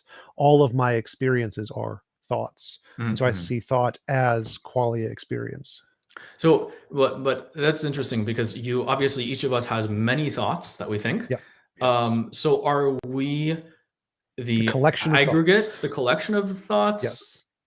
or a collection of thoughts? Yes. And I would say that for the purpose of the Yeah. cogito, the only Yeah. thought that exists is that I exist. And so um, since it's the meant to, as a starting point for epistemology, you have to exclude all the other factors, as many as possible, to make it as simple as possible. And so, in the Mm, context of that argument, the only thought is I exist, and so you are that thought and nothing else, because that's the only thing in the argument. okay. So the other thoughts that you may have had before, they're not you anymore. They may or may not be. Those are Okay. doubtable, but that thought, at the very least, has to be a part of you. Okay. Okay. Yeah, I guess so. I think we're constantly coming back to a distinction that I want to make between a thing which exists in its own right, a substance, and then some modification or activity of the thing, which I think just belongs to a completely different genre. Um, and I can't accept the idea. I can't prove it to you, but I cannot accept the idea that I am my own thought. To me, I think there's a reason why. I mean, obviously, grammatically, it doesn't work because grammatically, if I express something like I think, there is a subject in the sentence and there's a verb, there's an action. But I think that grammar reflects the laws of thought, and the laws of thought reflect reality. Um, and this is part of my trust in common sense. I think that common sense is an intuitive grasping of reality, and so we can look at the way that even that we arrange the grammar of a sentence and say that's actually based on fundamental realities. And there's a reason why there's a distinction between the pronoun I and then the verb think. It's because there's a real difference between the two. But beyond asserting that, I don't think that I can put together a syllogism for you there. Do you think we're not a collection of thoughts or consciousness? Like, do you think that we are Correct. like, what would it mean for us to be more than qualia? Um, it would mean that the qualia, the different things or experiences that we have, belong to something which is us. Well, so like if our qualia didn't exist, what would be left? Just the substance without the qualia. Yeah. Well, what is that? Like what does it mean? Because for me, Yeah. when I think of myself, I think of the qualia Yeah. experience. If I have no qualia experience, I don't exist. Yeah. And so So to when me, you are asleep, do you not exist? no, I still have qualia experience. I just don't remember it. So like, um, the generation, like if we stopped all conscious experience, then yes, I would not exist. Now there's still a thing there that could generate more conscious experience in the future, so I could come So back into existence. now that's interesting. What is that thing? What is that thing? Brain, the physical brain. But it's not you. No, because I am the conscious experience. So like if I could Okay. take my conscious Yeah. experience now and Yeah. transfer it into a computer, I would be in the computer, not the brain anymore. So the brain is a means to generate the conscious experience. And Yeah. I am the conscious experience. So like I would not mind losing my brain as long as I could keep my conscious experience. Like, right? Wouldn't you agree that the conscious experience is more important than the brain? In the sense that it's more perfect, but not in the sense that it's more fundamental. The brain's more fundamental. The experience is more perfect because it's an added. It's a perfection which is added on top of the brain itself. But I wouldn't reduce the mind to the physical brain, but that's a whole other issue. Oh, well, we can ask the But same question about the it's soul. kind of Say like, there's the yeah. soul and the qualia experience. If you could keep the qualia experience but get rid of the soul, which one wouldn't you prefer the qualia experience? Well, I think that's kind of like saying, if you could have a square circle, what would you do with it? Well, there's a contradiction involved in the very notion But of you a square admitted that circle. you could get rid of the qualia experience and still have the soul. Yes, but I don't admit the inverse. That is to say, I don't admit that you can have the quality experience, but not the soul. Well, that doesn't seem to be that's not a logical Just like contradiction. I can, let's put it this way, I can, it is possible for me not to be seated or not to, but it's not possible for there to be seatedness without me. Well, I'd say it's the analogy is more like saying the chair could be made of metal or the chair could be made of wood. So like Mhm, conscious experience could be made of soul stuff, or conscious mhm, experience could be made of matter, or conscious experience could be made of computer stuff. And so to say that you could remove the consciousness, the quality experience, I agree it would have to be made of something. It can't just be, I mean, mhm, it could be essence, but to say that you could remove the conscious experience from the soul and put it in like a computer or whatever, mhm, I'd say that'd be perfectly fine. I would still prefer to have the quality experience because it's more important than the soul stuff, independent of mhm, what makes the quality experience. And so it mhm, doesn't seem like a logical contradiction to say that the quality experience could be moved or transferred or made of something other than the soul stuff, in which mhm, case, if I had to choose between the two, I would prefer the conscious experience. Just like if I had the option, would I rather have my brain or my conscious experience? I'd like give me the conscious experience. I don't care what it's yeah, made of. It seems yeah. to be more fundamentally me. Yeah, yeah. I think that I think it seems to be more fundamentally you, because you can only know yourself by means of conscious experience. So, but I don't think that because it's your means of knowing yourself that therefore it is you. I think that those two things are distinct. And I I don't agree. Yeah, go ahead. well, I don't quite follow that because to me, consciousness is defined as what it's like to be X, or is it like something to be X? And so if you don't have consciousness, then there's nothing it's like to be you, Hmm. which seems to eliminate the you. There's no more you. If it's there's Mm-mm. nothing that's like to be you, then you don't exist as far as I Mm. can tell. Okay. Kind of like, if is it kind of like if a tree falls in the forest and nobody hears it, then did it really fall? Is it like that?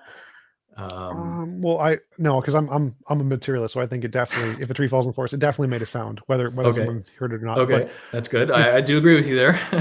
We have some if common ground. consciousness doesn't exist, and consciousness is defined as what it's like to be you, Yeah. Well, and yeah. I guess I should have jumped in there and said, well, no, I don't accept that definition of consciousness. So, okay, consciousness is the action, the operation by which we experience, or we reflect upon our own mental activity. It's the I would define it, I would put it in the in the genus of an operation. an action, and say it's an action by which I'm aware of my own, my own activity and even my own qualities, qualia, whatever. Okay, so qualia is specifically defined as what it's like to be you. So would you say that without that, you would still exist? Well, so no, because in that case, what we're talking about, I think, is what I would understand as the properties of a thing, which is, attributes or qualities that the thing has necessarily. And I do admit, certainly a thing cannot exist without those qualities or attributes which it has necessarily. Yeah. And so if consciousness is a necessary attribute of my human being, my human existence, then it's true I can't exist without consciousness if it's a necessary attribute. But I think that at least the radical capacity to be conscious is a necessary attribute, but I don't think it's necessary that I exercise that capacity, that power at every moment. I think there are moments when I'm not actually conscious, like when I'm, asleep, and maybe there's, some dream activity going on, but I wouldn't really call that consciousness. But would you say it's the most important one? Like if you could never have that Well, one, all the other ones are kind of like not as important. Yeah, well, it's kind of like saying, okay, what is more important, to eat or to philosophize? Right now we're philosophizing, and it's great. But if you don't eat, you can't philosophize because you'll die. So I'd say the answer to the question, what's more important, is, well, you have to make a distinction and say, eating is maybe more fundamental, because if I don't do that, I can't have the rest. But philosophizing is more perfect. I eat in order to be able to philosophize. I don't philosophize in order to be able to eat. So I'd say, likewise with consciousness and the existence of my substance, which thinks, it's more fundamental that I exist, because without existing, I can't be conscious of anything. But the consciousness is a perfection which is added to my existence. So a conscious being is more perfect than an unconscious one. It's the end, the purpose of being is in order to be able to exercise intellectual and moral activity. But you agree, if you could not ever be conscious, then you would not exist. Let's say I have to distinguish, because if I lacked the radical capacity to exercise consciousness, then I would not exist. I would not be a human being. I think that belongs to the definition of human being. Okay, cool. So Yeah. the point of this argument is that that's the one of the essential criteria. Now, it doesn't say anything about other criteria. There may be other criterion. Like I obviously think I'm a brain, so obviously I have the capacity to be unconscious of things. But one of the necessary essential qualities is consciousness. And so the Cogito specifically as a starting point is simply saying, here is the first necessary criterion of existence.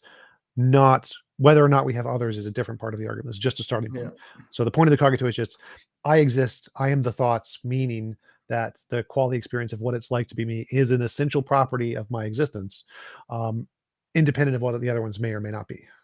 Mm-hmm. Yeah. I think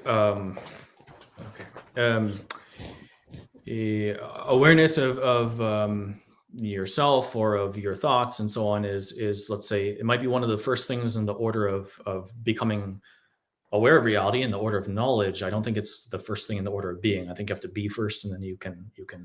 Oh yeah, I would agree. I would say that consciousness is a result of physical matter. So I don't think consciousness is the fundamental thing. It's just the epistemic starting point. Yeah. Right. Okay. So I don't necessarily disagree with that. I do have a problem with taking cogito ergo sum as the starting point, because I think that even more fundamental to that is something like the principle of non-contradiction, which is that a thing cannot be and not be at the same time in the same respect. I think that that's even more evident than or more fundamental than cogito ergo sum, because if the principle of non-contradiction is false, then I could have conscious experience and also not think and not have conscious experience at the same time. So I think that, in fact, Aristotle was right to put the principle of non-contradiction at the beginning of human knowledge, rather than some kind of experience of oneself thinking. Well, I mean, I agree it's at knowledge, but knowledge is a justified true belief. First, you have to have beliefs. and then they have to be justified to be knowledge. So I think that first we start with the beliefs. Or first start with the direct experience, because you can have experience without beliefs, like ants or whatever. And then from the experience you get language and beliefs, which is where I think logic comes from. Like logic is a language we use to describe our experiences. And then from that you infer the laws of logic to get justification. And then once you get to that point, now you start getting knowledge. But that's epistemically, the starting point is the experience and then the beliefs. Well, yeah, I mean, I think I'm in agreement with you in the sense that if we never experienced anything outside of ourselves, if we never experienced, if we never had perception of something, of some kind of being, then we could not know even the principle of non-contradiction. So it's true that first we grasp, we apprehend some being, and then immediately we realize, well, being is not non-being. This thing is not the contradictory of what it is. But I still think it's true, though, that in the order of knowledge, so that's kind of a temporal progression by which we come to know things. But it's also true that in the order of knowledge, I think that non-contradiction is more fundamental than anything else that I might assert. Because even if I assert something as true, like I think, that implies that thinking is not the same as non-thinking. So I think one would have to distinguish different orders of reality, and in the order of, temporally speaking, how do I first acquire knowledge? Well, it does start with the perception of something, but in the order of justifying one's affirmations, in the order of proof, the most fundamental thing, which is at the basis of all other proofs, would be the principle of non-contradiction. Well, I'd say identity and then non-contradiction, but yeah. Well, yeah, that's another thing which is debated, but I don't think we have to go into that unless you want to. Well, you did mention the fine-tuning argument earlier on. Sure. Why do you think that fine-tuning would be evidence of a God? Because I think that the fine-tuning is, one, it's a self-defeating argument, and two is that it's equally as explainable from a naturalistic perspective. I think it's better explained by a naturalistic perspective. Yeah. I haven't looked at a lot of your videos, but I did see there was like a 60-second clip on fine tuning. So I did watch that. That was interesting. And I think what you were saying is basically, if there's a fine tuner or an intelligence which produces a universe which is finely tuned, well, what fine tuned the fine tuner? If I understand you well, that would seem to be the objection. I would say that, so intelligent beings are able to provide a satisfactory causal explanation for non-intelligent things which are well ordered. Like if I come across, a painting of, a Mona Lisa, or if I walk into the Sistine Chapel, what I see there is a bunch of things which are non-intelligent, pigments, paint, which is arranged in a certain very specified way to fulfill a purpose. It's a work of art. It's beautiful. And I think it's legitimate to say, well, this requires a causal explanation. It is contingent. It's not, things don't have to be this way. And the only adequate causal explanation is an intelligent being. It's not, wind, erosion, whatever. I think it is valid to make the same argument with regard to the universe. If, science demonstrates that, the fundamental forces and constants of nature are the way they are, but they have to be that way in order for complex life to emerge or something like that. I would say that is an analogous situation to finding a beautiful work of art or something like that. Things they have to be just the way they are in order for the best result to come about, and that doesn't happen by chance. That would be my argument there. Well, so the first problem I would have is like the pattern. So say there's some kind of a pattern we see. If we want to know if that pattern is best explained by design or not, the first thing we would have to know is that pattern common or determined? Because if it's common or determined or random, and there's a whole bunch of different instances that would equate to that. So like say a dice rolls a 100, there's a 100-sided die, then that's fully explained by naturalism. So naturalism, there's a bunch of different options that can explain that, regardless of what the pattern is. So any pattern we see is going to have all of these different variations. And to know which is the best explanation, you'd have to know the background information of the system. So like if we see words written down, we can infer that's made by a mind, because finding words is not a result of any natural process we know of. And so it's inferable that it's product of a mind, not a natural process. However, if we went to a planet that the wind naturally writes out potato everywhere, then we'd say, okay, that's probably not by a mind, that's probably the wind did this. And so the same thing would apply to the universe. So if we're saying that the universe is finely tuned because if any of the constants were changed even slightly, life wouldn't come about, well, we'd have to know, is this a result of a natural combination of forces? Is it a result of just multiverse or random, or one random iteration of a bunch of random iterations, or is it a result of a mind? And if you say a mind is the best explanation, the problem this causes is that for each different possible way the universe could be, both life permitting and non-life permitting, there could be a God who could want that particular universe. And so to say that God would want a universe with life, his nature must be equally as fine-tuned as the universe that produces life. Yeah, I think there's maybe two different ways in which I'd want to respond to this, which are, I hope, complementary. One is to say that, I don't think that there's an, infinite number of, let's say, divine beings, each of which would want to, theoretically, each of which would want to produce a different kind of universe, and that there's, there could be a God who would want to produce, a completely wretched, meaningless universe, which is just, a bunch of things flying around doing nothing in particular. I think that intelligence, it's a property of intelligence to always wish the best, the most perfect. And, an intelligent artisan is one who produces works of beauty. And so, I think that there is a difference between a universe which is beautiful and well-ordered and one which is not. I think that when you find beauty and order, you can logically conclude that an intelligence is behind it, because it is a property of intelligence to produce that kind of thing and not just randomness.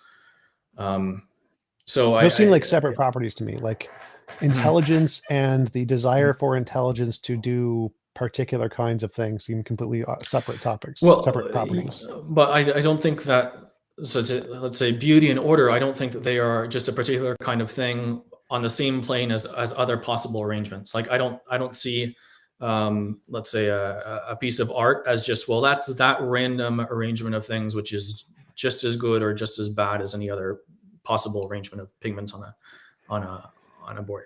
I think there's a qualitative difference, and there, something which is more perfect. This goes back to the whole perfection thing. I think that perfection is something real, and that something which is more perfect is qualitatively different and better, different from and better than something which is less perfect. Well, that would be fine. But my argument here is more specifically that in order for God to have intelligence and use that intelligence to make universe X as opposed to universe Y, it would need some desire to do so.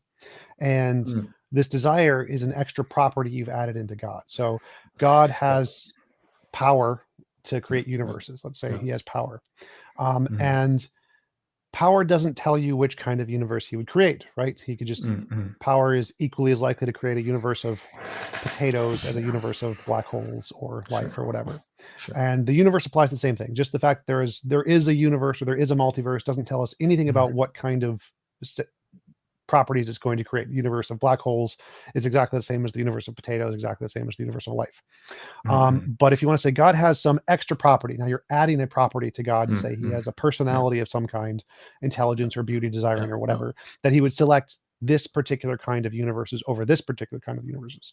But in order to create, to maintain parity of the analogy, you'd have to do the same to the universe and say, okay, so we're going to add a new law of the universe. Let's call it the fine structure constant. And the fine structure constant binds the different laws of physics together such that they're going to maintain a proportional relationship, which would then produce life. And so if we just take the bare theory of God with just all powerful enough to create the universe, it tells us nothing about the kind of universe he'd create. And so the logical possibility of him creating a life-creating universe is the exact same as black holes. And the same thing applies to the multiverse, where it's the logical possibility of it creating a universe of life is the same as black holes. It's just one out of infinite. But if you want to add this extra property to specify the kind of universe God would create, in order to make it a parity, you have to do the same thing to the multiverse and say there's some kind of property in the multiverse that determines it to make this particular kind of universe as opposed to the other. Yeah, I think we have to find an ultimate causal explanation. You can't go back forever. And if you say, well, this universe is which is fine tuned is explained by some kind of random universe generator. You have to find ultimately some principle which is one and which is simple.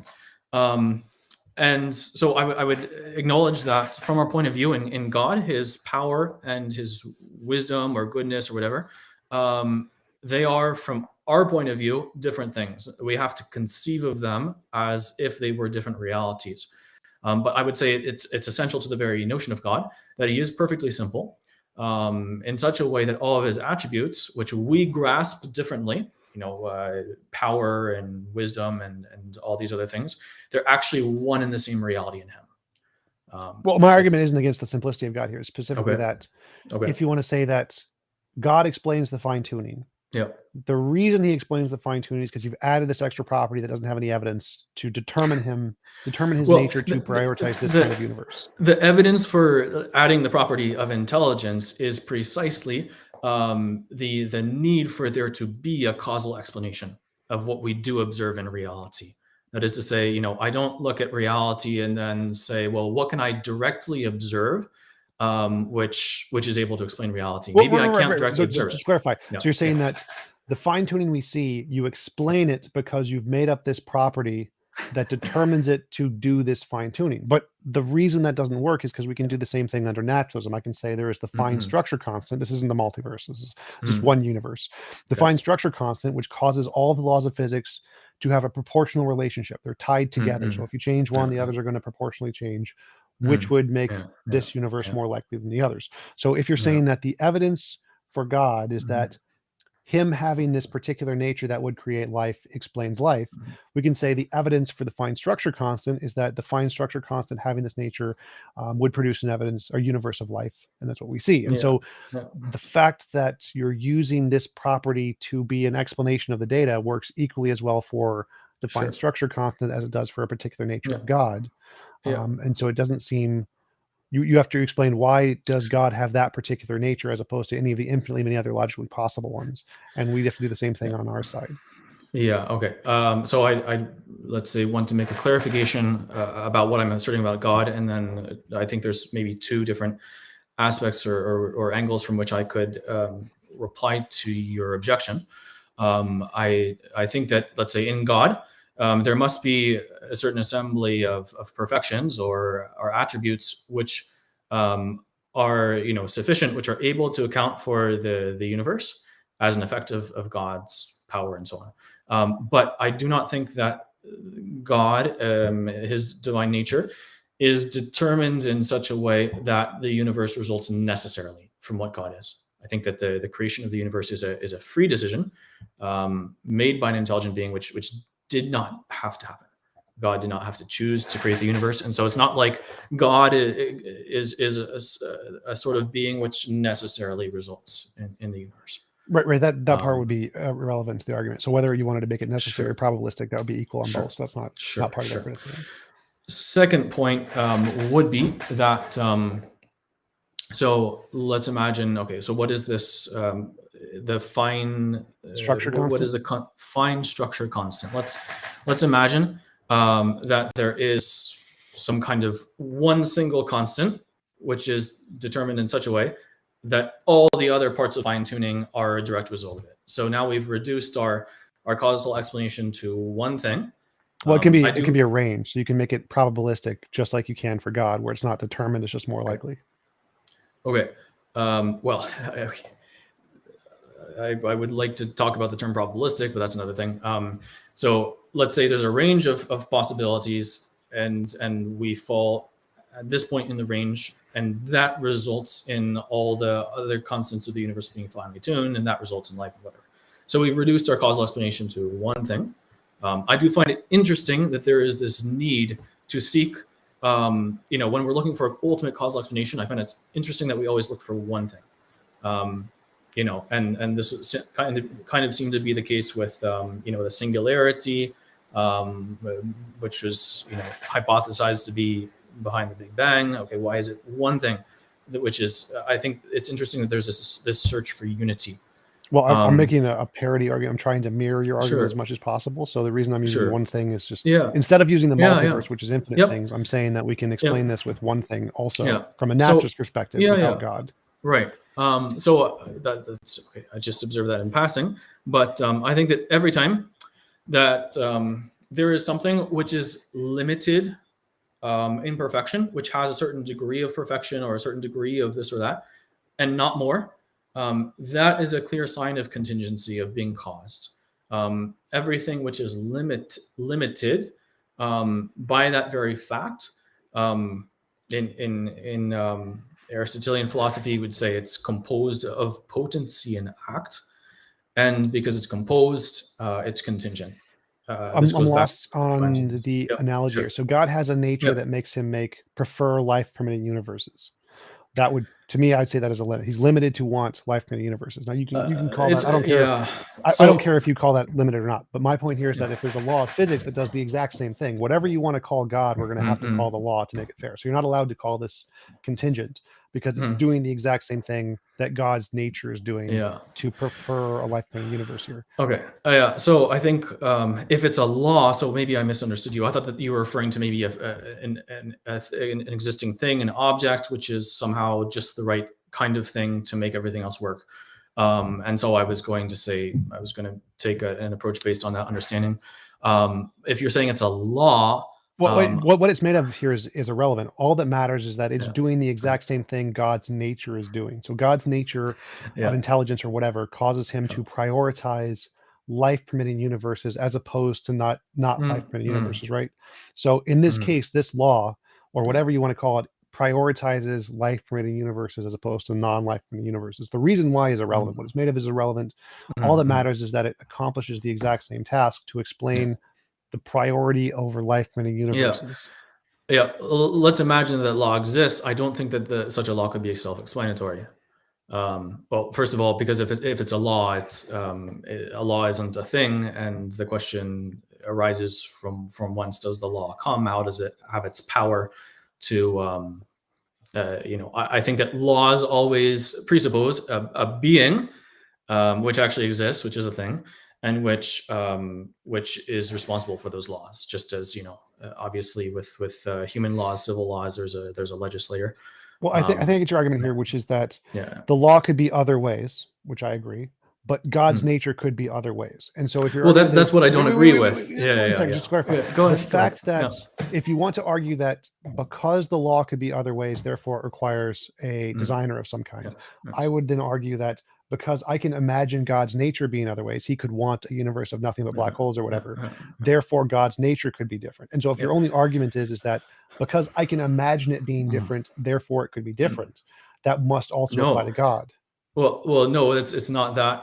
It's not a question of imagination, because just because you can imagine something being different, so let's say I can imagine the law being different without there being an internal contradiction.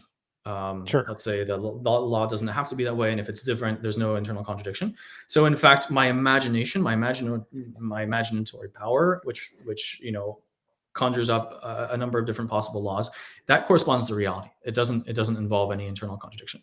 Then I would go with I can imagine God wanting a different universe without a logical contradiction. So there I'd make a distinction, which is that God wanting another universe which is good and beautiful and so on, that doesn't involve any contradiction. I agree. But God wanting a universe which is purposeless, meaningless, which has no beauty and no order, that I think does involve a contradiction with the attribute of God, which is wisdom. Well, I'd say I can have a God without wisdom or defined wisdom differently. Yeah. Yep. Well, so I think if you define wisdom differently, then I'd just go back to whatever term you want to use that means wisdom, in the sense that I mean it. But if you speak of God without wisdom, yeah. I can say that you being able to imagine a universe is actually a logical contradiction with this law, because this law entails any difference would be a logical contradiction. Well, I think there is a contradiction there, because the universe is of such a sort, of such a nature that it is possible for it to be otherwise. God is of such a nature that it's possible to be otherwise. That's what I disagree with. Well, I can say I disagree with your definition of a universe that it could be possible otherwise too. So I can just mirror one-to-one every aspect of your argument. Well, no, because this goes back to the idea of divine simplicity and then the God being a necessary being versus the universe, which is not simple and not necessary. Well, I can just say it is. And I can this law is perfectly simple and perfectly necessary, and doesn't God, and it just describes the universe as defined structure constant. So I think, okay, I don't think it's possible to say that a law is simple or necessary. I think that there's an internal contradiction in both of those things. Well, I'm using a different definition of those things that doesn't include what I consider from begging the question on your end. So I think that my alternative definition of simplicity, which is of kind, ontological kind, and defines your God as incredibly unsimple. So an all-powerful being is going to say that such a being is infinitely complex. The number of things it can do are going to define its complexity, not its ontological essence. And so my definition of simplicity seems to have equally as much credibility of yours, which is I'd consider zero. I don't think either of these have any credibility. But we can create alternative definitions of simplicity and simply define our thing as perfectly simple, and then say, because it's perfectly simple and that is arbitrarily entailed in the necessary being, which it's not, there's no reason to think that that's entailed, we can have equally as asserted solutions to the problem. But again, because that seems to be all we're doing is making up definitions, neither of these are supported, and I'd go back to, well, we should probably just stick with discovered properties, not asserted ones. Okay, I don't think that my definition of simple is arbitrary. I think I define simple as not being composed of parts. I think that's inherent in the notion of simple as it's commonly understood and accepted. I don't think so. There isn't like a philosophically accepted definition.